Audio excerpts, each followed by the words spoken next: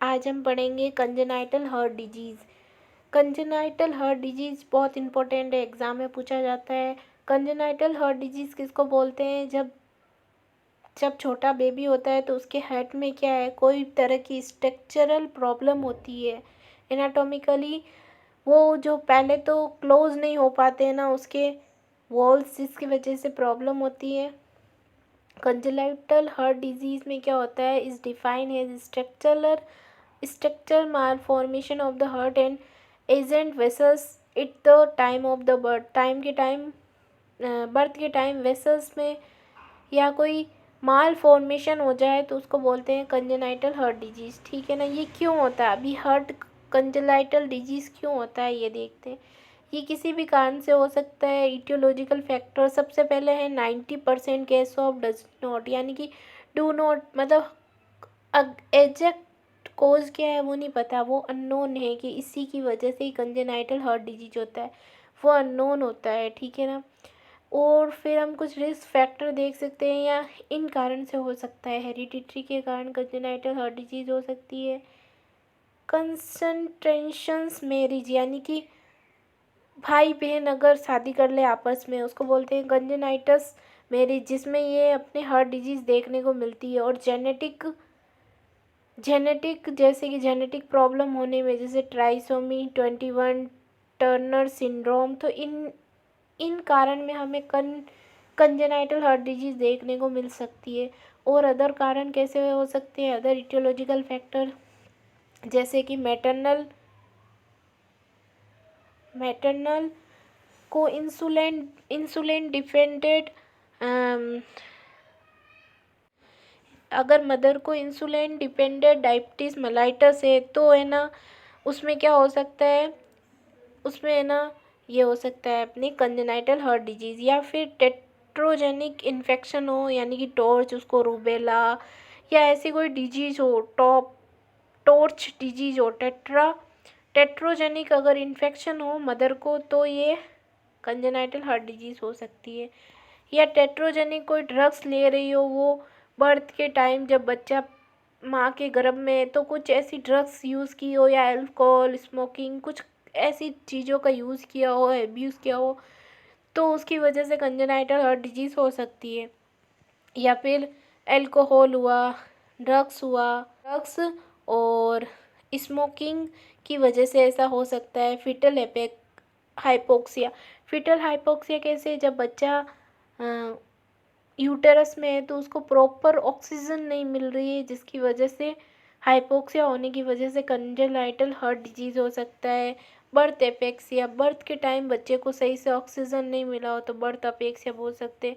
High attitude यानी कोई mother बहुत ऊपर, यानी कि ऊंची जगह रह रही हो पहाड़ों पे, तो उसमें ऑक्सीजन की कमी के कारण बच्चे में कंजेनाइटल हार्ट डिजीज़ हो सकती है।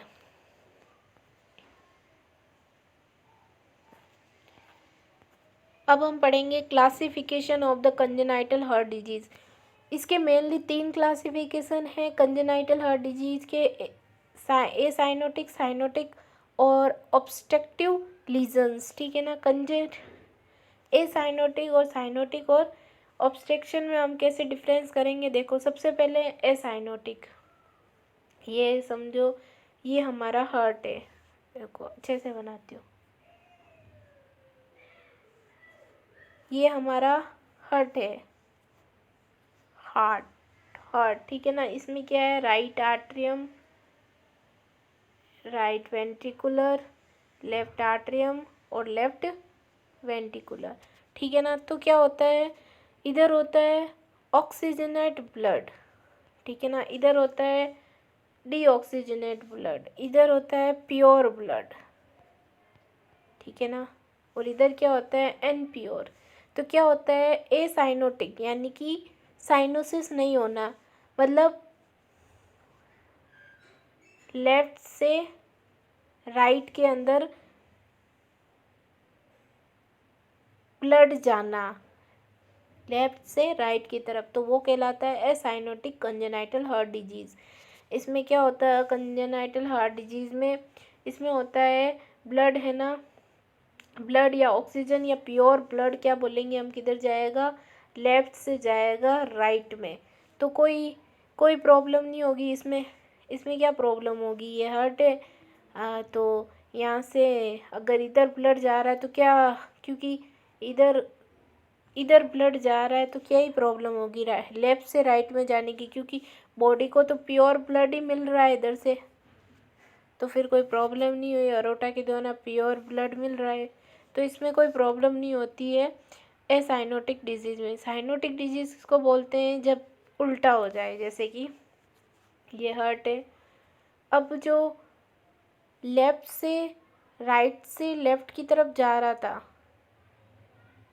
देखो हमने दोनों को बताया, इधर है एसाइनोटिक डिजीज़, इधर है एसाइनोटिक, ये है साइनोटिक, ये है साइनोटिक, ठीक है। ये है अपने हार्ट,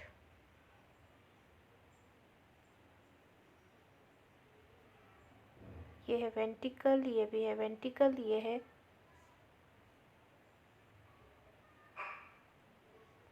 ठीक है। एसाइनोटिक, साइनोटिक में क्या होता है,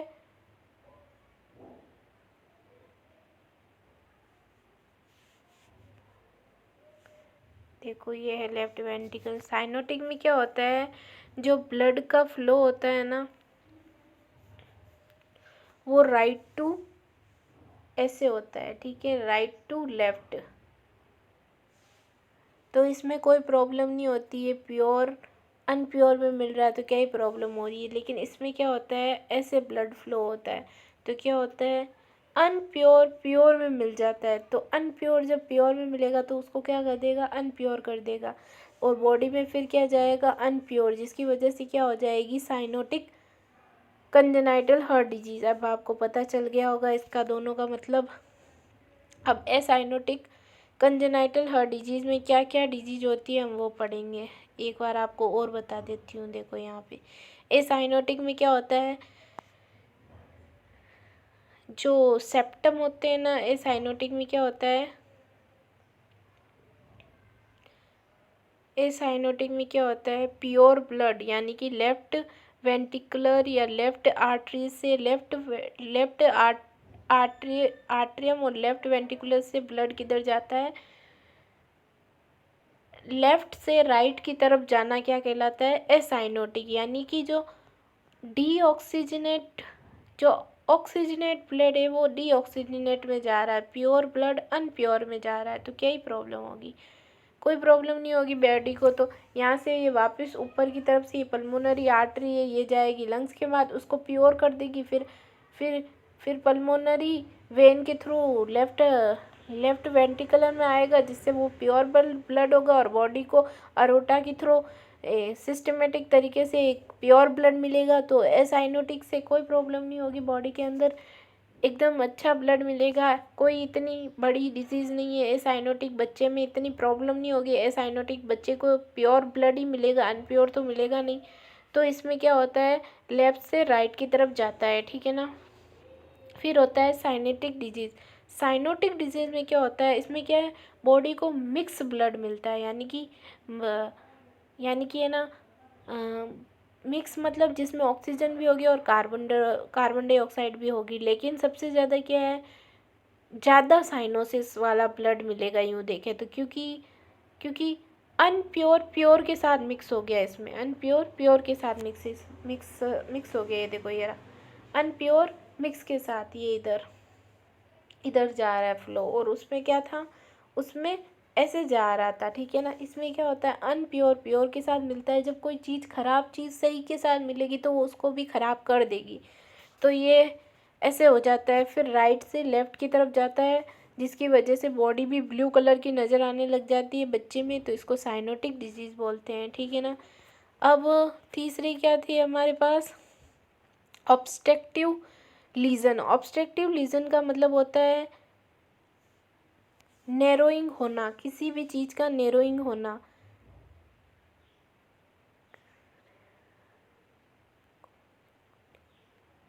जो ये करेक्टेशन आर्टरी होती है ना, करेक्टेशन आर्टरी, वो क्या हो जाती है, नैरोइंग हो जाती है। ये है अपनी नॉर्मल आर्टरी, इसका नैरोइंग हो जाना, जैसे कि ऐसे हो जाना या फिर ये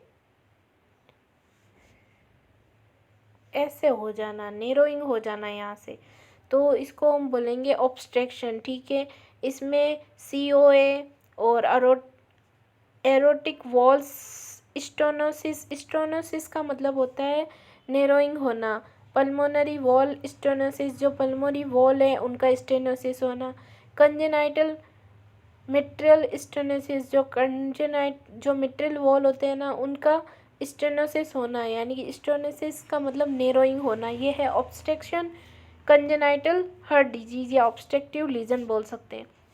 अब हम देखो साइनोटिक में कौन कौन से आते हैं, VSD, ASD और PDA या ए आएंगे, है ना, PDA, ठीक है, PDA और PVC,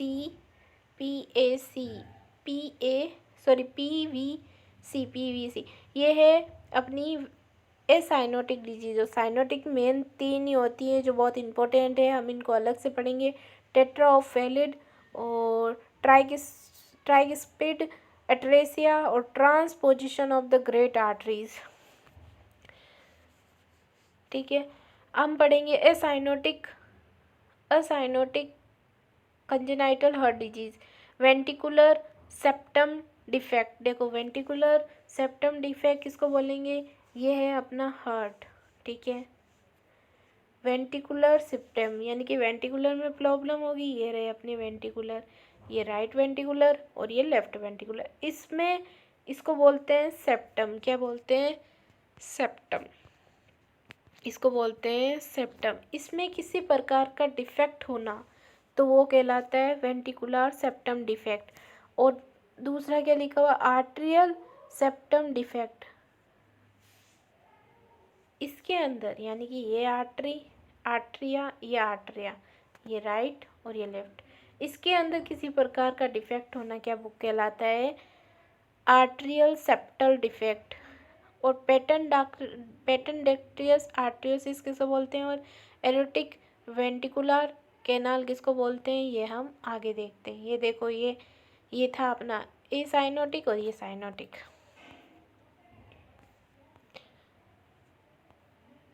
देखो पहले हमने क्या पढ़ा था, VSD किसको बोलेंगे, वेंटिकुलर सेप्टल डिफेक्ट, दोनों वेंटिकुलर के बीच में किसी भी प्रकार का डिफेक्ट होना वेंटिकुलर सेप्टम डिफेक्ट को बोलते हैं। ठीक है, ASD किसको बोलेंगे, आर्ट्रियल सेप्टल डिफेक्ट, दोनों आर्ट्रिया के बीच में किसी भी प्रकार का डिफेक्ट होना आर्ट्रियल सेप्टल डिफेक्ट कहलाता है। फिर है पेटेंडक्टियस आर्टरियोसिस किसे बोलेंगे, शॉर्ट में PDA। इसको कैसे करेंगे, जो पहले सबसे पहले ये हार्ट दिया हुआ है, ये देखो ये हार्ट है, ठीक है ना, ये हार्ट है, इसके अंदर क्या होती है, जो पल्मोनरी आर्टरी होती है, ये नीचे वाली पल्मोनरी आर्टरी एंड अरोटा अब नॉर्मल ओपनिंग हो जाती है। देखो लेफ्ट वेंटिकुलर से क्या अरोटा जा रही है, ठीक है ना, बॉडी को प्योर ब्लड देने के लिए, ठीक है ना, और ये नीचे है अपनी क्या पल्मोनरी आर्टरी।